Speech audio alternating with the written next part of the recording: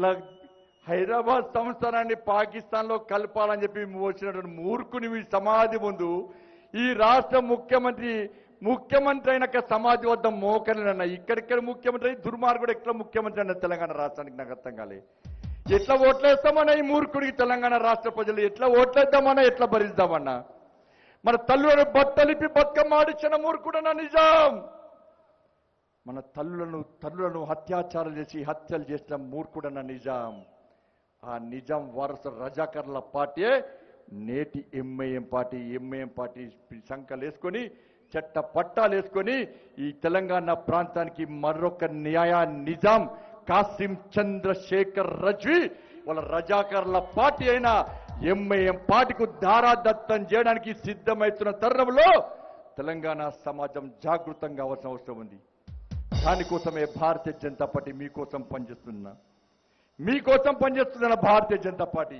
కానీ రాష్ట్ర ముఖ్యమంత్రి తెలంగాణ సమస్యలను గాలికి వదిలేసి తెలంగాణ ప్రజల సమస్యలను గాలికి వదిలేసి వాళ్ళ దేశం పట్టుకొని తిరిగి అక్కడ ఎవరికి అంటే వాళ్ళు ఆడ లీడర్ నిన్న ఒక లీడర్ వచ్చిండు. ఆయనను కర్ణాటకలో ఎవరు దగ్గర నా పేరే మర్చిపోయాడు.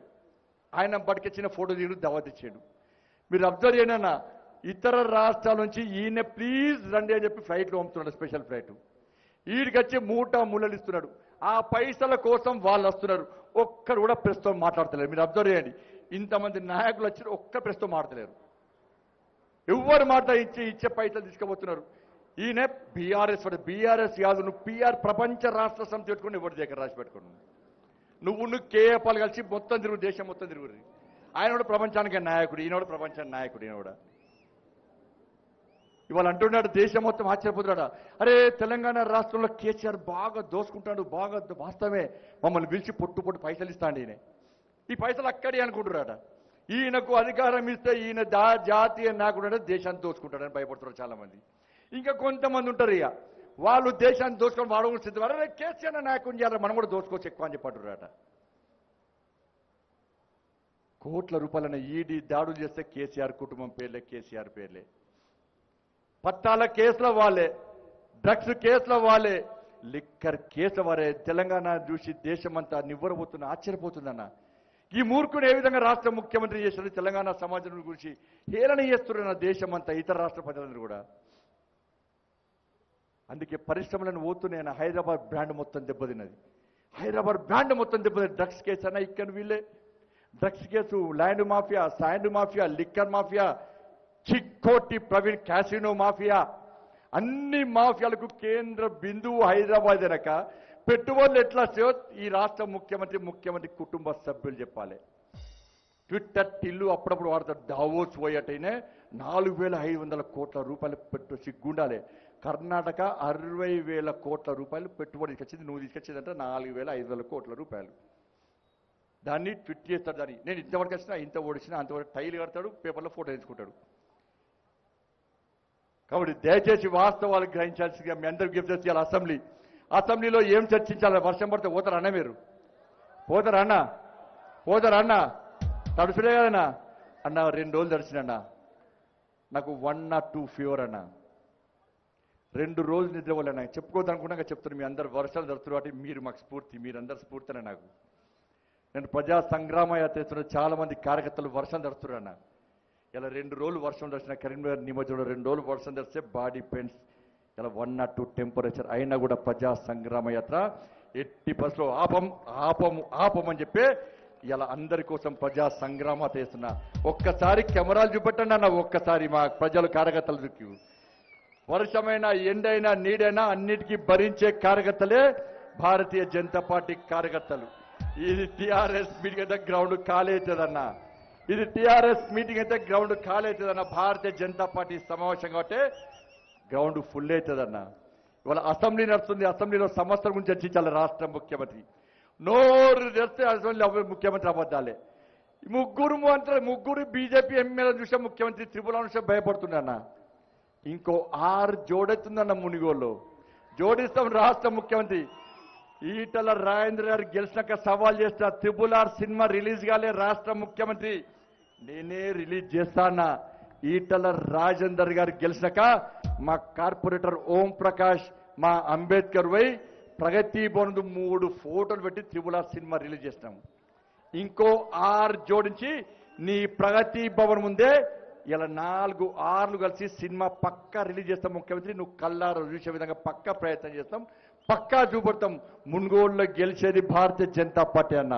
ఎట్టి పరిస్థితుల్లో ఈ ముఖ్యమంత్రి ఎన్ని కోట్లు ఎన్ని వేల కోట్లు ఖర్చు పెట్టినా ఇలా రాజగోపాల్ రెడ్డి అనే వ్యక్తి ఆ నాయకుడు మా కోసం రాజీనామా చేసిండు, ఎట్టి పరిస్థితుల్లో గెలిపిస్తామని చెప్పి ప్రజలు నిర్ణయించుకున్నారు. కాబట్టే భారీ మెజార్టీతో మున్గోడులో గెలువతున్నాం. దానికి భయపడ్డ రాష్ట్ర ముఖ్యమంత్రి గజగజ అంటూ వాళ్ళ అసెంబ్లీ కేంద్రంగా అసెంబ్లీలో సమస్యల గురించి మాట్లాడాల్సిన ముఖ్యమంత్రి, సమస్యల గురించి చర్చించాల్సిన ముఖ్యమంత్రి, ఆయన ఇచ్చిన హామీల గురించి చర్చించాల్సిన ముఖ్యమంత్రి ఇవాళ అబద్ధాలు చెప్పి తెలంగాణ సమాజాన్ని నమ్మించే ప్రయత్నం చేస్తున్నాడు. మోటార్ల కట్ట మీటర్లు పెడతారట. ఎవరన్నారన్నా మీటర్లు పెడతారని చెప్పి? సిగ్గుండాలే. నీ ఫామ్ హౌస్ కు కరెంటు బిల్లు కడతాడు రాష్ట్ర ముఖ్యమంత్రి. రైతుల పేరు చెప్పి ఉచితంగా కరెంటు వాడుతున్నావు రాష్ట్ర ముఖ్యమంత్రి. 30 గ్రామాలకు ఇచ్చే కరెంటును నీ యొక్క ఫామ్ హౌస్ లో వాడుకుంటున్నావు రాష్ట్ర ముఖ్యమంత్రి. నీ ఫామ్ హౌస్ కాదు, అనేక ఫామ్ హౌస్ లో రైతుల పేర్తలు ఉచిత కరెంటు వాడుకుంటున్నావు రాష్ట్ర ముఖ్యమంత్రి. వాళ్ళ దగ్గర నుంచి బిల్లు వసూలు చేయని రాష్ట్ర ముఖ్యమంత్రి, ఇలా పాత బస్తీలో బిల్లులు వసూలు చేయని రాష్ట్ర ముఖ్యమంత్రి ఈ తెలంగాణ రాష్ట్ర రైతాంగాన్ని మోసం చేస్తున్న విషయాన్ని గుర్తుంచుకోవాలి. ఎక్కడియో పాత బిల్లు, ఎక్కడియో పాత పేపర్లు అసెంబ్లీలో చూపెట్టి, ఎక్కడియో పాత పేపర్లు అసెంబ్లీలో చూపెట్టి, పనికిరాని పేపర్లు చూపెట్టి, అర్థం పర్థం లేని పేపర్లు చూపెట్టి కేంద్ర ప్రభుత్వం ఆదేశాలు ఇచ్చింది. మోటార్లకు మీటర్లు పెట్టమని కేంద్రం ఆదేశాలు ఇచ్చిందని చెప్పి ఇవాళ శాసనసభనే తెలంగాణ సమాజాన్నే తప్పుదోవ పట్టించే ప్రయత్నం చేయడం నిజంగా సిగ్గుచోటు. రాష్ట్ర ముఖ్యమంత్రి క్షమాపణ చెప్పాలి తెలంగాణ సమాజానికి, తెలంగాణ రైతాంగానికి క్షమాపణ చెప్పాలి. 2022 ఆగస్టులో ఉన్నటువంటి బిల్లును, కొత్త బిల్లును ఇవాళ రాష్ట్ర ముఖ్యమంత్రికి నేనే పంపిస్తా, ప్రతి రైతుకు పంపిస్తా, శాసన సభ్యులకు పంపిస్తా, మంత్రులకు పంపిస్తా, ఈ తెలంగాణలో మీడియా అందరికి పంపిస్తా. ఇది చదువు రాష్ట్ర ముఖ్యమంత్రి. ఈ బిల్లులో ఈ కేంద్ర బిల్లులో ఎక్కడైనా మీటర్లు, మోటార్లకు మీటర్లు పెట్టుమని దీనిలో రాసుంటే నేను రాజీనామా చేస్తా. నువ్వు అసెంబ్లీలో సవాల్ చేస్తావట, ఇది తప్పు అని నిరూపిస్తా, ఇది తప్పు అని నిరూపిస్తా. నీ సవాలు నేను స్వీకరిస్తున్నా రాష్ట్ర ముఖ్యమంత్రి. ఈ రోజు అసెంబ్లీలో సవాల్ చేస్తావు, రాజీనామా చేస్తానని నేను నిరూపించడానికి సిద్ధంగా ఉన్నా. చెయ్యి, రాజీనామా చేయి. నీకు లజ్జ సిగ్గుంటే, నువ్వు నిజాయితీ అయితే, నువ్వు రైతుల పక్షపాతివైతే వెంటనే రాజీనామా చేయి. ఇలా ముక్కు నీలకడై అబద్ధాలు చెప్పి శాసనసభలో వాస్తవాలు మాట్లాడిన శాసనసభలో ఏదో పేపర్లు, పనికిరాని పేపర్లు చూపట్టి మోటార్లకు మీటర్లు పెట్టుమని చెప్పి కేంద్ర ప్రభుత్వం మీద అబండాలు వేసిన ముఖ్యమంత్రి ఈ బిల్లుకు ఏం సమాధానం చెప్తావో చెప్పాలి సమాజానికి. ఏ ముఖ్యమంత్రి అన్న? రాష్ట్ర ముఖ్యమంత్రి నవ్వుతున్న తెలంగాణ దేశ మధ్యవుడా. रात भर पीता, इन देश की नेता रात भर पीता, दिन भर सोता, मोदी पे रोता, अमासा पुनः की बाहर आता. इन देश की नेता మళ్ళీ ఇప్పుడు ఇంకోటి పట్టుకొచ్చినట, యూనివర్సిటీ రిక్రూట్మెంట్ బిల్ అట. వీసీల పోస్టులు అమ్ముకున్నాడు. ఇప్పుడు ప్రొఫెసర్ల పోస్టులు అమ్ముకోవడానికి మళ్ళీ యూనివర్సిటీ రిక్రూట్మెంట్ బిల్. నిన్న చూసినాం కదా తెలంగాణ యూనివర్సిటీలో ప్రొఫెసర్లు ఏం చేశారన్నా? వీసీ ఏం చేసిండన్నా? గర్ల్స్ హాస్టల్లో అమ్మాయిలను బెదిరించి, పైసలు జల్లి అమ్మాయిలను బెదిరించి డ్యాన్స్ వేయకుంటే మీ అందరినీ సస్పెండ్ చేస్తా అని చెప్పి, మన డిస్క్వాలిఫై చేస్తా అని చెప్పి, మీ సర్టిఫికేట్ క్యాన్సిల్ చేస్తా అని బెదిరించి వాళ్ళు ఎట్లా చిందులేసి తాగి డ్యాన్సులు చేసిండో తెలంగాణ సమాజం చూసింది. మీడియా ప్రశ్నిస్తే ఏం చెప్పినా వీసీ నాకు పుక్కడికి రాలే, పైసలు ఇచ్చి వీసీ పోస్టు కొనుక్కున్నాడు. చెప్పాలి రాష్ట్ర ముఖ్యమంత్రి సమాధానం. విద్యా వ్యవస్థను పూర్తిగా చిన్నాభిన్నం చేసిండన్న. గురుకుల పాఠశాలలో, ప్రభుత్వ పాఠశాలలో కనీసం తినడం లేదు. ఇబ్రాహీంపట్నంలో ఒక ఎస్టీ గురుకుల హాస్టల్లో సార్ మాకు స్నానం చేయడానికి నీళ్ళు లేవు సార్, మాకు పీరియడ్స్ వస్తే కనీసం మహిళలు చిన్న అమ్మాయిలు మా పీరియడ్స్ వస్తే స్నానం చేయలేం పరిస్థితి ఏడుస్తున్నారన్న పిల్లలు. బొద్దింకలు అన్నం పెడుతున్నారన్న, బల్లులు పడుతున్నాయన్న, చీమలు పడుతున్నాయన్న, ఫుడ్ పాయిజన్ ఎత్తుందన్న. ప్రభుత్వ హాస్పిటల్ అన్ని కూడా గురుకుల పాఠశాల పేద విద్యార్థులతో కిటకిటలు ఆడుతున్నాయన్న, ఆరోగ్యాలు ఖరాబ్ అయ్యి. ఇలా హాస్పిటల్ పోతే ట్రీట్మెంట్ లేదన్న. మొన్న ఇబ్రహీంపట్నంలో ఏం జరిగిందో తెలుసు, బాసర్లో ఏం జరిగిందో తెలుసు. ఇలా ఇబ్రహీంపట్నంలో ఒక్క గంటల కింద కార్పెట్లు వేసి వండబెట్టి 34 మంది పేదలకు కుటుంబ నియంత్రణ ఆపరేషన్ చేసిన. ఒక్క గంటల 34 మందికి.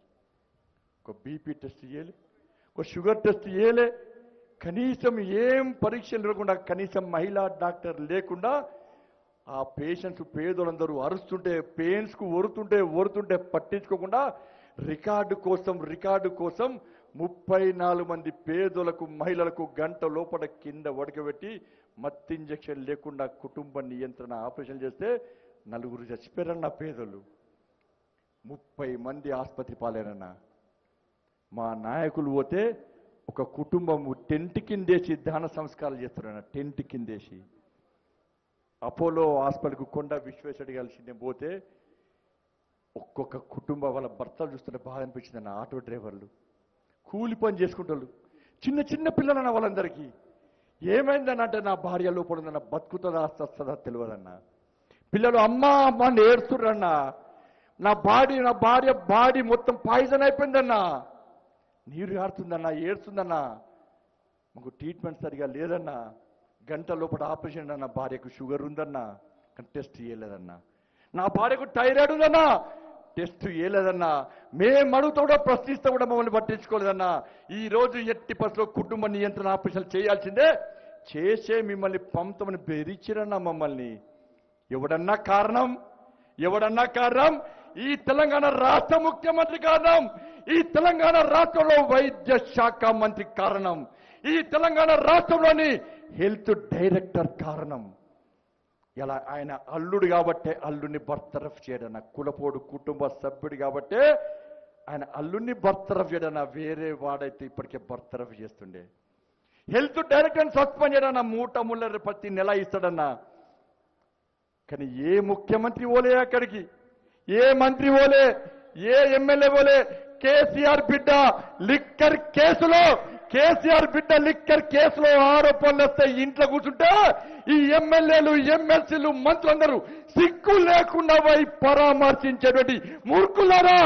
ఇబ్రహీంపట్నంలో 34 మంది పేదోళ్ళు చచ్చిపోయే పరిస్థితిలో ఉంటే ఒక్క ఎమ్మెల్యే ఓడు, ఒక్క మంత్రి ఓడు, ముఖ్యమంత్రి దేశం పట్టుకొని తింటాడు. దీనికోసం అన్న తెలంగాణ రాష్ట్రంలో టీఆర్ఎస్ ప్రభుత్వానికి ఓట్లు వేయాల్సింది మనం. పేదోళ్ళు చచ్చిపోతున్న పేదోళ్ళు, నరక యాత్ర పడుతున్న పేదోళ్ళు, ఇబ్బందులు పడుతున్న పేదోళ్ళు, ఆత్మహత్యలు చేసుకుంటున్న పేదోళ్ళు. రంగ ఆర్టీసీ కార్మికులు ఇచ్చిన జీడిమెట్ల పెద్ద ఆర్టీసీ డిపో అన్న ఉంచాడన్నా. ఆర్టీసీ కార్మికులు తీసుకోవాలి ఉంచాడన్నా. జీడిమెట్ల ఆర్టీసీ డిపోను అమ్మేస్తాడన్నా.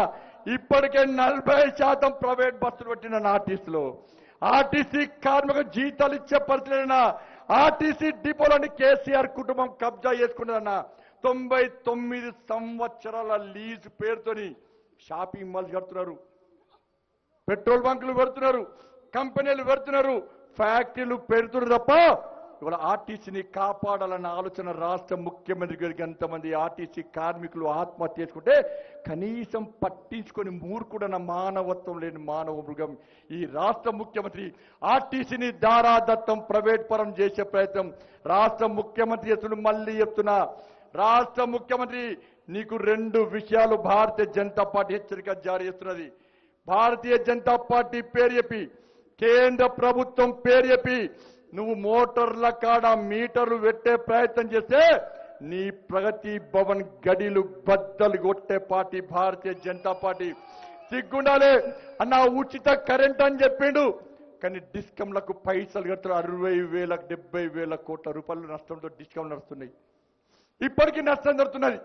వాళ్ళ బిల్లు కట్టు ముఖ్యమంత్రి అంటే బిల్లు కట్టకపోవడం వల్ల ఇలా పూర్తిగా అంధకారమయ్యే పరిస్థితి వస్తే వాళ్ళ కరెంటును సప్లై చేయలేని పరిస్థితిలో ఉంటే ఈరోజు ఆ నేరాన్ని ఆ నేరాన్ని కేంద్రం మీదకి భారతీయ జనతా పార్టీ పైకి నెట్టి ఇలా కేంద్రం వల్లనే కరెంటు ఇవ్వలేకపోతున్నా అని చెప్పి రైతాంగాన్ని నమ్మించే ప్రయత్నం, మోసం చేసే ప్రయత్నం రాష్ట్ర ముఖ్యమంత్రి ప్రయత్నిస్తున్నాడు. అడగాలే తెలంగాణ రైతాంగం, గ్రామాలకు టీఆర్ఎస్ పార్టీ నాయకులు వచ్చే ఏ ముఖ్యమంత్రి మాకు ఫ్రీ కరెంట్ ఇస్తా అంటున్నావు, అక్కడ పైసలు కట్టలేవు. వారు రాబోయే రోజుల్లో కరెంటు ఇచ్చే పరిస్థితులు లేదు. రాబోయే రోజుల్లో మా పరిస్థితి, నువ్వు జీతాలు ఇయ్యలేని పరిస్థితిలో ఉన్నావు, చిప్ప చేతికిచ్చే పరిస్థితిలో ఉన్నావు. మా ఒక్కొక్కరి పేరు మీద 1,20,000 రూపాయలు అప్పు చేస్తున్నావు. మాకు పెన్షన్లు ఇస్తలేవు, మాకు రేషన్ కార్డులు ఇస్తలేవు, మాకు ఇచ్చిన హామీలేవి రుణమాఫీ చేస్తలేవు, మాకు సబ్సిడీలు మొత్తం బంద్ చేసినావు. దీనికి కారణం ఏంది? మాకు కరెంటు బిల్లు పెంచినావు, 100% కరెంటు బిల్లు పెంచినావు. వాళ్ళ లాస్ట్కు ఇంకా 4,400 కోట్ల రూపాయలను 4,000 కోట్ల రూపాయలను మళ్ళా ఆర్థికంగా సంపాదించడానికి మళ్ళా కరెంటు బిల్లులు పెంచే ప్రయత్నం చేస్తున్నావు. దీనికి కారణం ఏందో టీఆర్ఎస్ పార్టీ నాయకులు అడగాలి, ప్రశ్నించాలి. కేంద్రం పేరు చెప్పి నువ్వు మీటర్లు పెట్టే ప్రయత్నం చేస్తే ఫస్ట్ నీకు ట్రాన్స్ఫారం పెట్టి ట్రాన్స్ఫారం మీటర్ పెట్టే బాధ్యతను భారతీయ జనతా పార్టీ తీసుకుంటుంది. ఆర్టీసీని అమ్మే ప్రయత్నం చేస్తే, ఆర్టీసీని ప్రైవేట్ పరం చేసే ప్రయత్నం చేస్తే ఎట్టి పరిస్థితిలో భారతీయ జనతా పార్టీ మిమ్మల్ని ఎట్టి పరిస్థితులు అడ్డుకోవడానికి సిద్ధంగా ఉంటున్న విషయాన్ని రాష్ట్ర ముఖ్యమంత్రి గుర్తుంచుకోవాలి. ఇలా నిరుద్యోగ విషయంలో కానీ, రైతాంగ విషయంలో కానీ, ఎస్సీ ఎస్టీ బడుగు బయలైన వర్గాల విషయంలో కానీ, అగ్రవర్ణాల్లో పేదల విషయంలో కానీ, ఈ తెలంగాణ సమాజంలో పేదల విషయంలో కానీ భారతీయ జనతా పార్టీ స్పష్టమైన విధానంతో ఉంది. అందుకే మొదటి విడత కానీ, రెండో విడత కానీ, మూడో విడత కానీ ఉచిత విద్య, ఉచిత వైద్యం అందిస్తామన్న పార్టీ భారతీయ జనతా పార్టీ. ఫసల్ బీమా యోజన అమలు చేస్తామన్న పార్టీ భారతీయ జనతా పార్టీ. ఇలా ఈ తెలంగాణ రాష్ట్రంలో అర్హులైన పేదవాళ్ళందరికీ ఇండ్ల నిర్మాణం చేస్తామన్న పార్టీ భారతీయ జనతా పార్టీ. అందుకే 4వ ప్రజా సంగ్రామ యాత్ర కూడా ఈ భాగ్యనగర్ ప్రాంతంలో పర్యటిస్తున్నాం కాబట్టి తప్పకుండా సమస్యలు తెలుసుకుంటాం. ఆ సమస్యల పూర్తి అవగాహనతోని ఇలా రాబోయే రోజుల్లో భారతీయ జనతా పార్టీ తెలంగాణ రాష్ట్రంలో అధికారంలోకి వచ్చిన తర్వాత ఆ సమస్యలను తీర్చడానికే ఈ ప్రజా సంగ్రామ యాత్ర నిర్వహిస్తున్నాం. ఏసీ రూమ్ లో కూర్చొని మేనిఫెస్టో తయారు చేసే పార్టీ భారతీయ జనతా పార్టీ కాదన్న. మోడీ గారి యొక్క ఆదేశం వరకు, మోడీ గారి యొక్క ఆలోచన వరకు గ్రామంలో తిరగాలి, క్షేత్ర స్థాయిలో తిరగాలి.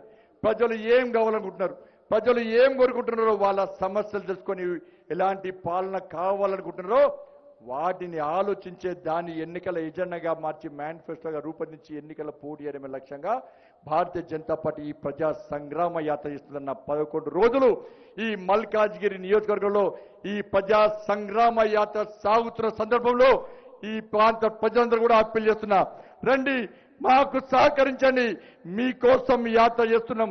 మా కార్యకర్తలందరూ కూడా కుటుంబాలను పక్కబెట్టి మీ సమస్యలు తెలుసుకోవడానికి, మీకు భరోసా కల్పించడానికి, మీకు అండగా ఉండడానికి ఈ గడిల పాలన బద్దలు కొట్టి ఈ దరిద్ర పాలన పక్కబెట్టి ఈ తెలంగాణ రాష్ట్రంలో ఈ రజాకర్ల పాలన అంతమొందించి రామరాజ్య స్థాపనకు రామదండులా నా భారతీయ జనతా పార్టీ కార్యకర్తలు మీ ముందుకు వస్తున్నారు. ఈ తెలంగాణ రాష్ట్రంలో పేదోళ్ల రాజ్యం కోసం ఈ గడిల పాలన బద్దలు కొట్టి తెలంగాణ తల్లిని బంధ విముక్తులు చేసి పేదోళ్ల రాజ్యాన్ని ఏర్పాటు చేయడానికి భారతీయ జనతా పార్టీ ప్రజా సంగ్రామ యాత్ర ద్వారా మీ ముందుకు వస్తున్న విషయాన్ని ఒక్కసారి గుర్తుంచుకోవాల్సిందిగా మీ అందరికీ విజ్ఞప్తి చేస్తూ, నేను చెప్పిన విషయాలు ముఖ్యమంత్రి స్పందించాలే. నీ ప్రగతి భవన్కు వచ్చేదాకా చూసుకోకు. రాష్ట్రంకి ప్రగతి భవన్ బారైపోయిందన్న, బారైపోయిందన్న. ప్రగతి భవన్ రాత్రి బార్ తెల్లారి దర్బార్ అయిపోయిందన్న. చాలా మంది అంటారు రేపంచి మేధావర్గం, ప్రగతి భవన్ బార్ అంటారా? చెప్పాలి మేధావి వర్గం అంటాడు. కుహానా మేధావులు చాలా మంది ఆపరేషన్ తెలంగాణ రాష్ట్రంలో ఏం మాట్లాడతారో వాళ్ళకే తెలియదు. అధికారిక భవన్ అన్న ప్రగతి భవన్ 8 నెలల్లో 100 రూములు కట్టుకున్న రాష్ట్ర ముఖ్యమంత్రి 4 అంచెల 10 ఫీట్ల 12 ఫీట్ల ముళ్ళ కంచెను పెట్టుకున్నాడు, ఐరన్ గేట్లను పెట్టుకున్నాడు, 3 అంచెల పోలీస్ వ్యవస్థను పెట్టుకున్నాడు. ప్రజలను గెలవాడు, ప్రజాప్రతినిధులను గెలవాడు, ఎమ్మెల్యేలను గెలవాడు, మంత్రులను గెలవాడు, ఆయన గెలవాడు, ఇంకొన్ని కలువలి అని ప్రగతి భవన్ దేనికి ఉపయోగమో కేవలం కేసీఆర్ మందు దాడడానికి మాత్రమే ఉపయోగపడుతుంది తప్ప ప్రగతి భవన్ బార్గా మారింది తప్ప ప్రజా దర్బార్గా మారలేదు, మారబోదన్న విషయాన్ని ఒక్కసారి మీరందరూ గుర్తుంచవలసింది మీ అందరికీ విజ్ఞప్తి చేస్తూ 11 రోజుల పాటు జరిగే ఈ ప్రజా సంగ్రామ యాత్రకు అందరూ సహకరించవలసిందిగా విజ్ఞప్తి చేస్తూ ముగిస్తున్నాను. భారత్ మాతాకి, భారత్ మాతాకి జై శ్రీరామ్. నరేంద్ర మోడీ గారి నాయకత్వం, అమిత్ షా గారి నాయకత్వం, జేపీ నడ్డా గారి నాయకత్వం. హాయ్ ఫ్రెండ్స్, మా టుడే టుమారో యూట్యూబ్ ఛానల్ చూస్తున్నందుకు చాలా థ్యాంక్స్. మరిన్ని లేటెస్ట్ వీడియోస్ కోసం వెంటనే సబ్స్క్రైబ్ చేయండి. అలాగే ఈ బెల్ ని కూడా రింగ్ చేసేయండి. మా నోటిఫికేషన్స్ అన్ని మీ మొబైల్లో వస్తాయి. అలాగే మా వీడియోస్ మీకు నచ్చితే లైక్ చేయండి, షేర్ చేయండి, నచ్చకపోతే కామెంట్ చేయండి.